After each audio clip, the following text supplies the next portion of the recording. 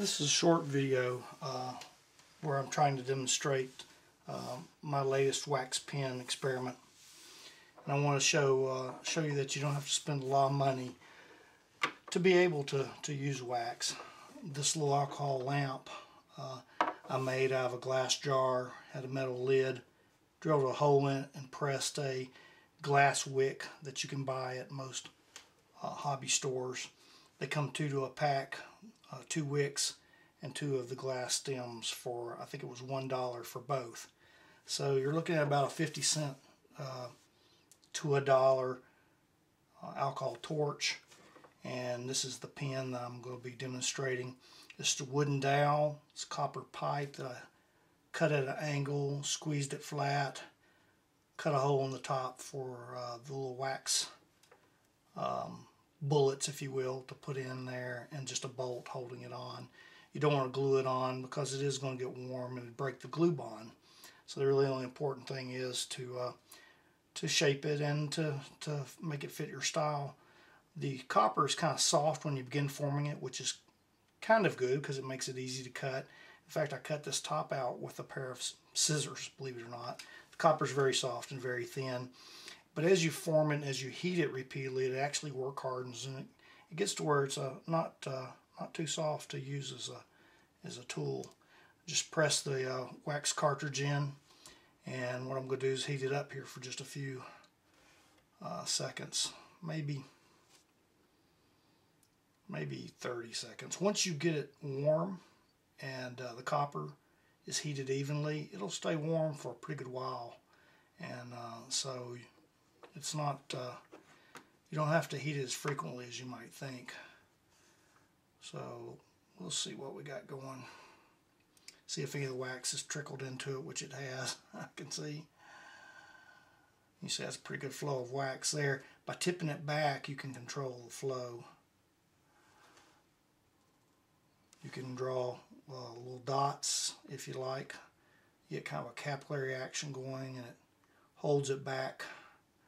When you tip it back, tip it forward, a little bead of wax will run out to the tip, and you can just touch it to the wax and it adheres. This is either that I'm using here, but any of the waxes will work. Like I say, once you get a feel for where it flows from and how warm it needs to be, you can lay wax down pretty quick. I know people say, well, could you hook that to a soldering iron? The answer is yes, you could. But the main thing was here to show you is you don't have to do anything that elaborate. You can bulk out wax, and that's where this is really, I think, beneficial. Is you might not use it for drawing the finest of details, but to get some wax textures and such, it's a great tool.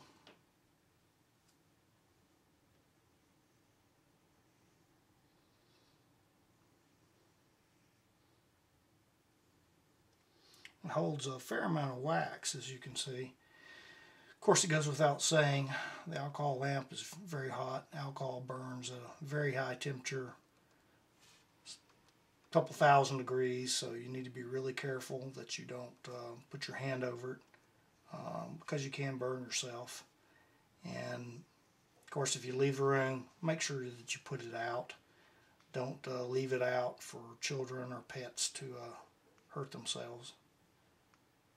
And also, when you're not using it, I suggest that you take the alcohol out and store it back in the original container, and just store the glass jar empty. It'll lessen the chances for an accident happening. And of course, we always have the disclaimer: you're responsible for your own safety, and it's really, really true. You have to be careful,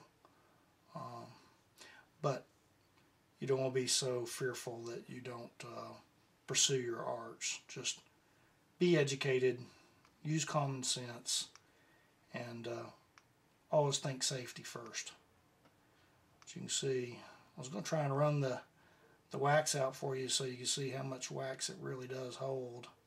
I don't know if I'm going to be able to shoot a long enough video to show you that, because I'm only about halfway through the wax loaded, so you can see it would take a long time of monotonous dripping and line drawing, and I don't want to run into the ground. Just wanted to show you a design and a concept. Hope you find this helpful.